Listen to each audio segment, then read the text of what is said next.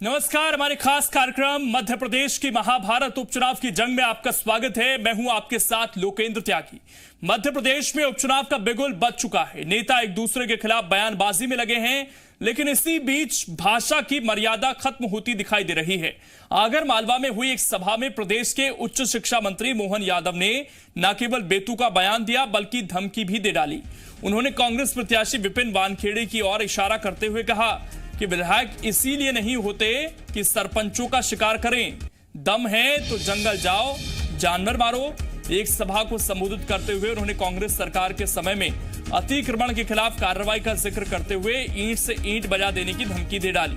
यही नहीं, उन्होंने कांग्रेस की ओर इशारा किया और प्रभारी जयवर्धन सिंह के खिलाफ भी बेतु की बात कह डाली।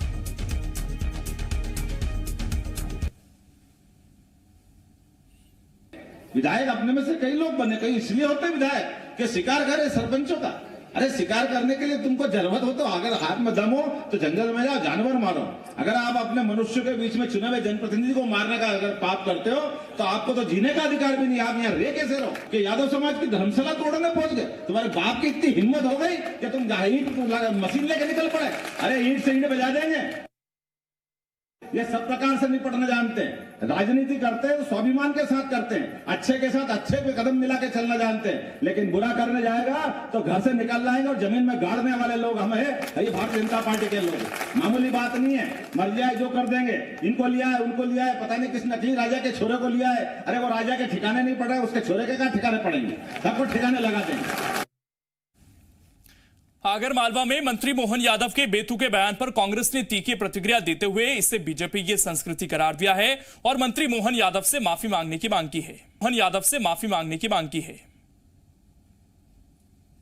ये तो भारतीय जनता पार्टी की संस्कृति रही, देश देख रहा है। मारना, काटना, जला दो।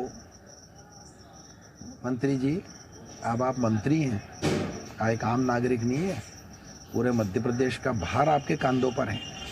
चुनाव जीतने के लिए इस तरीके का आप शब्दों का उपयोग करके और उस मंत्री की गरिमा को ठेस ना पहुंचाए, तत्काल आप क्षमा मांगे।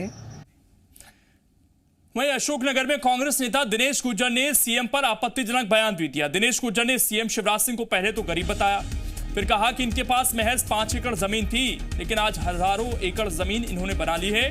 दिनेश गुर्जर का शिवराज सिंह पर किसानों का खून चूसने का भी आरोप है।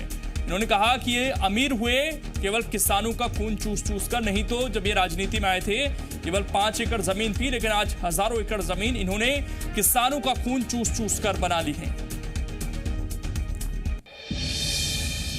माननीय कमलनाथ जी हिंदुस्तान के दूसरे नंबर के उद्योगपति हैं। शिवराज सिंह चौहान की तरह नंगे भूखे घर के नहीं हैं। शिवराज सिंह चौहान पे 5 एकड़ जमीन हुआ करती थी, आज हजारों एकड़ के जमीन के मालिक हो गए, क्योंकि किसानों का खून पीने का काम उन्होंने किया। कांग्रेस नेता दिनेश गुर्जर ने सीएम शिवराज सिंह पर आपत्तिजनक बयान दिया तो सीएम ने ट्वीट कर पलटवार किया। सीएम ने ट्वीट किया कि हां, वो गरीब परिवार से हैं, इसीलिए वो गरीबों का दुख दर्द समझते हैं, इसीलिए बेटे बेटियों को मामा बनकर पढ़ाते हैं। गरीब हैं, इसीलिए गरीब माँ बाप की बेटियों का कन्यादान करते हैं और प्रदेश को समझते भी हैं। तो दोनों ही तरफ से जो भाषा की मर्यादा है वो लांघी जा रही है। एक तरफ बीजेपी के प्रत्याशी हैं जो एक पूर्व मुख्यमंत्री और उनके बेटे को जमीन में गाड़ने की बात कर रहे हैं, तो दूसरी तरफ कांग्रेस के प्रत्याशी वर्तमान मुख्यमंत्री शिवराज सिंह चौहान को भूखे नंगे घर से बता रहे हैं। और अगर कोई गरीब घर से है भी तो उसे पूरा अधिकार है चुनाव लड़ने का। इस देश में लोकतंत्र है, ऐसा नहीं है कि केवल उद्योगपतियों को ही चुनाव लड़ने का मौका मिलता है। और इस पर शिवराज सिंह चौहान ने निशाना भी साधा है और अपनी बात रखी है। दिनेश गुर्जर के बयान पर पलटवार किया है। मैं गरीब परिवार से हूं, इसीलिए गरीबों का दुख समझता हूं। मैं गरीब हूं, इसलिए बेटे बेटियों को मामा बनकर पढ़ाता भी हूं। एमपी में उपचुनाव की जंग तेज होने के साथ ही नेताओं के जुबानी हमले तीखे हो रहे हैं। बीजेपी नेता हितेश वाजपेयी ने एमपी कांग्रेस अध्यक्ष कमलनाथ पर जबरदस्त हमला बोला। यही नहीं, वो कमलनाथ को बाहरी बताते हुए निजी रूप से हमला करने से भी नहीं चूके। हितेश वाजपेयी ने कमलनाथ की सीएम शिवराज सिंह से तुलना कर दी और उन्हें अमीर व्यवसायी बताया। कमलनाथ पर हमला करते हुए हितेश वाजपेयी के बोल अमर्यादित होते चले गए।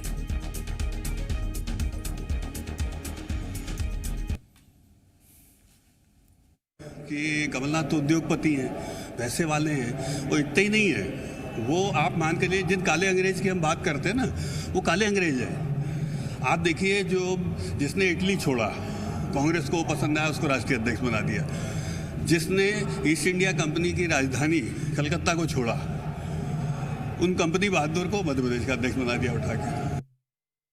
कहाँ है अजय सिंह, रामेश्वर दीखरा, सुरेश पचौरी, कहाँ है ये लोग? तो यहाँ पर लोकल के लिए कोई वोकल नहीं होगा। 7 पुश्तों में कमलनाथ के कोई यदि मध्य प्रदेश का मूल निवासी रहा हो तो आप मुझे आके बता दीजिए। 7 पुश्तों में कमलनाथ के परिवार का कोई व्यक्ति आज़ादी की लड़ाई लड़ा हो तो आप बता दीजिए। जाइए चंबल और ग्वालियर प्रचार करने, हर गांव से सैनिक निकलता है। अभी की जनरेशन में भी यदि कोई सेना में आदमी हो कमलनाथ जी के घर से तो बता दीजिए। और इस वक्त हमारे साथ भोपाल से हमारे संवाददाता जुड़ गए हैं प्रमोद, और ग्वालियर से शैलेंद्र हमारे साथ जुड़ गए हैं। प्रमोद, जैसे जैसे चुनाव नजदीक आ रहा है, पर्सनल हमले जिसे हम बोलते हैं वो शुरू हो गए हैं। बिल्कुल, देखिए सियासत प्रदेश की जोरों पर हो रही है। उपचुनाव की तारीखें जैसे जैसे नज़दीक आ रही हैं वैसे वैसे जो सियासी बयानबाजी है वो और तीखी होती जा रही है। लेकिन गौर करने वाली बात यह है कि जो नेता हमले कर रहे हैं, जो बयान दे रहे हैं, उनका स्तर देखिए लगातार लोक केंद्र गिरता जा रहा है। और इन नेताओं को शायद ख्याल ही नहीं है कि उनकी जो भाषा है वो लगातार, उसका जो स्तर है, उसका जो लेवल है वो लगातार नीचे आता जा रहा है।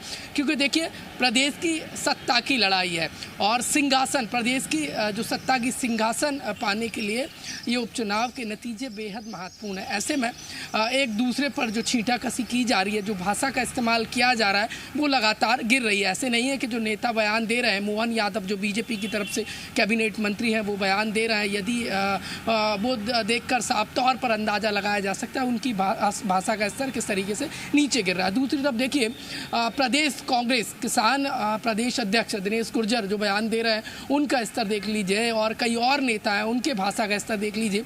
देखिए एक दूसरी की पार्टियों को घेरने के लिए नेता बयान तो दे रहे हैं। दिनेश गुर्जर ने बयान दिया, बीजेपी ने उसे आड़े हाथ ले लिया। सीएम खुद उसको बनाने में जुट जाते हैं और कहते हैं कि मैं तो गरीब परिवार से हूँ, इसी के लिए जनता के लिए काम करता हूँ, उनके लिए अच्छी अच्छी योजनाएं चलाता हूँ, जन कल्याणकारी योजनाएं चलाता हूँ, बच्चों को पढ़ाता हूँ। इसके साथ देखिए मोहन यादव ने बयान दिया तो कांग्रेस मांग कर रही है कि माफ़ी मांगे मोहन यादव। लेकिन गौर करने वाली बात यह है कि दोनों ही पार्टियाँ, बीजेपी हो कांग्रेस हो, कोई भी पार्टी ये सोचने के लिए जरूरी नहीं मान रही है, ये मानने के लिए तैयार नहीं है कि उनके नेताओं के भाषा का स्तर भी गिरता जा रहा है। देखिए राजनीति में के जो राजनीति का जो नशा है वो नेताओं पर, और उपचुनाव का नशा है वो इस कदर सर चढ़कर बोल रहा है कि नेताओं को इस बात की परवाह भी नहीं है कि उनकी जो भाषा का स्तर है वो लगातार गिर रहा है।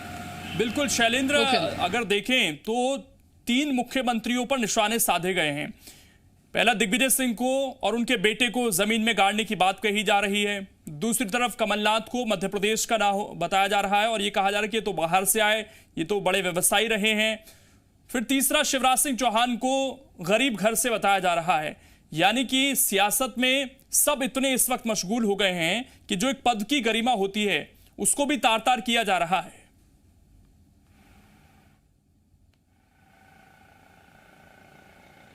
ये पद की गरिमा को तार तार कर किया जा रहा है, बल्कि मानवीय जो मूल्य होते हैं या जो कहें कि सामाजिक मूल्य होते हैं उनको भी ताक पर रखा जा रहा है। सामान्य तौर पर जब भी हम किसी से बात करते हैं तो इस बात का लिहाज रखा जाता है कि वो किस उम्र का है और किस पद पर है, उसके साथ ही उसका संबोधन किया जाता है। लेकिन जिस तरीके से खुले मंचों से राजनीतिक दल के जो जिम्मेदार नेता हैं वो पूर्व मुख्यमंत्री, पूर्व मंत्री और जो मध्य प्रदेश सरकार के मुख्यमंत्री हों या फिर जो अन्य बड़े लोग हों, उनके खिलाफ जिस तरह की बयानबाजी कर रहे हो, ये बयानबाजी केवल उन तक ही सीमित नहीं है, बल्कि उनके जो नीचे का कार्यकर्ता है वो भी इनसे कहीं ना कहीं इस तरह की भाषा शैली की सीख ले रहा है। और जिस तरीके से उपचुनाव आगे बढ़ रहा है तो उसके बाद निश्चित तौर पर ये देखने को मिलेगा कि न केवल बड़े नेता बल्कि जो छोटे नेता हैं, जो कार्यकर्ता हैं, जमीनी कार्यकर्ता, वो भी इस भाषा का प्रयोग करने लगेंगे।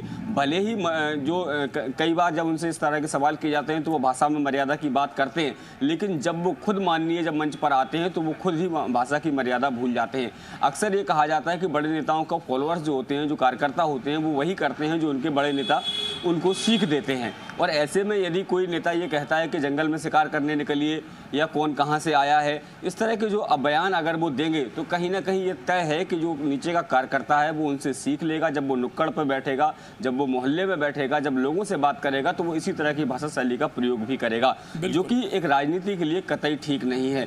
अब देखना होगा कि जिस तरीके से उपचुनाव आगे बढ़ रहा है, क्या जो नेता हैं वो अपनी भाषा को संयम में ला पाते हैं या फिर जो स्तर है वो लगातार बिल्कुल लगता नहीं है कि ये भाषा संयम में रहेगी।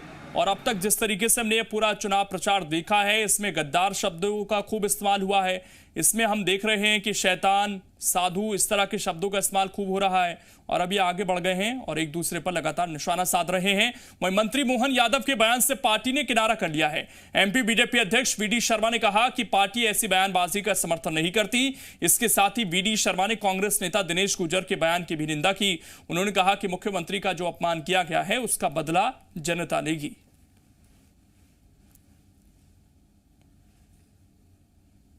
जिस तरह से मुख्यमंत्री के लिए इस भाषा का इस्तेमाल किया गया है, सरकार के मंत्री मोहन यादव ने भी कुछ इसी तरह की बात कही है, वो बीजेपी के मंच से कही गई है। ये चुनावी तलखियां इतनी तेज है कि बीजेपी हो या कांग्रेस। देखिए, भारतीय जनता पार्टी का कार्यकर्ता कोई भी हो, चाहे मंत्री हो चाहे अन्य कार्यकर्ता हो, बहुत शालीनता और उसके साथ बात करते हैं। कभी किसी की छोटी छोटी कोई बात अगर कह दे तो हम भी उसकी व्यवस्था करते हैं कि उस प्रकार की चीज़ें न करें।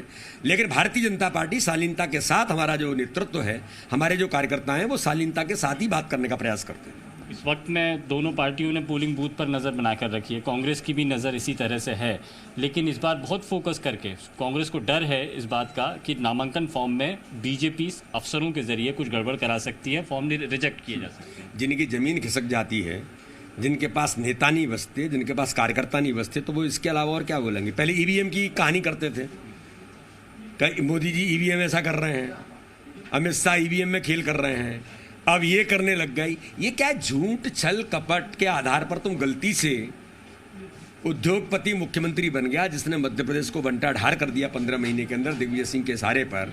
मैं ऐसा मानता हूं कि बातों से कुछ होना जाना नहीं है। मध्य प्रदेश की जनता आपको समझ चुकी है और मध्य प्रदेश की जनता ने 5 महीने के अंदर, जो 15 सालों में भाजपा की सरकार ने मध्य प्रदेश को स्वर्णिम मध्य प्रदेश बनाया था, गरीबों के हितों के कल्याण के काम किए थे, आज इन 6 महीनों के अंदर ही फिर शिवराज सिंह चौहान के नेतृत्व में जो काम मध्य प्रदेश के अंदर हुआ है, वो ऐतिहासिक काम विकास के मुद्दे पर और नेतृत्व के संवेदनशीलता के आधार पर ये चुनाव हम प्रचंड बहुमत से जीतेंगे।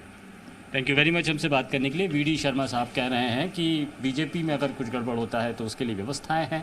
कांग्रेस के नेता इस मामले पे गंभीर नहीं हैं, लेकिन चुनाव चरम पर है, दोनों ही दल अपने ताकत लगा रहे हैं और वीडी शर्मा यहाँ पर प्रचंड बहुमतों से जीत हासिल करने का दावा कर रहे हैं। कैमरामैन लवनीत सैनी के साथ संदीप भमरकर, जी मीडिया, भोपाल। प्रमोद और शैलेंद्र हमारे साथ लगातार जुड़े हुए हैं। प्रमोद, बेशक वीडी शर्मा इस बात को कह रहे हैं कि हम ऐसे बयानों का समर्थन नहीं करते, लेकिन रुकते हुए भी तो ऐसे बयान नजर नहीं आ रहे हैं। लगातार इस तरह से मंचों से बीजेपी के नेता भी बात कर रहे हैं। अगर दिनेश गुर्जर की बात को मुद्दा बनाते हैं, मुख्यमंत्री खुद ट्वीट करते हैं, तो जो व्यक्ति मंत्रालय में है, मंत्री है, उसकी भी तो जिम्मेदारी बनती है कि वो माफी मांगे। फिर अगर संगठन या सरकार ऐसे बयानों का समर्थन नहीं करती है तो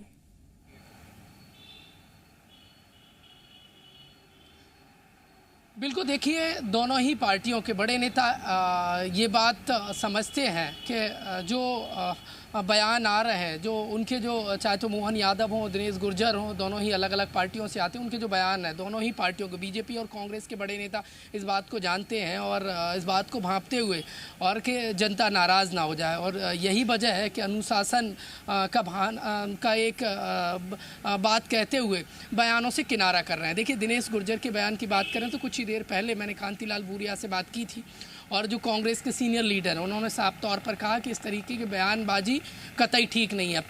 अपनी भाषा में अनुशासन रखना बहुत ज़रूरी है। देखिए, दिनेश गुर्जर को बयान को लेकर कांतिलाल भूरिया ने किनारा कर दिया। ऐसे ही देखिए, मोहन यादव जो कैबिनेट मंत्री हैं, उनके बयान को लेकर वीडी शर्मा साफ तौर पर देखिए गलत बताते नज़र आ रहे हैं। मतलब साफ है, दोनों ही पार्टियों के बड़े नेता फूंक फूंक कर कदम रख रहे हैं और उपचुनाव का ये पूरा समर है और इसमें कोई भी बयान भारी ना पड़ जाए पार्टी के लिए, यही वजह है कि बड़े नेता कोई भी यदि विवादित बयान आता है तो उससे किनारा कर लेते हैं। फिलहाल वही होता नज़र आ रहा है।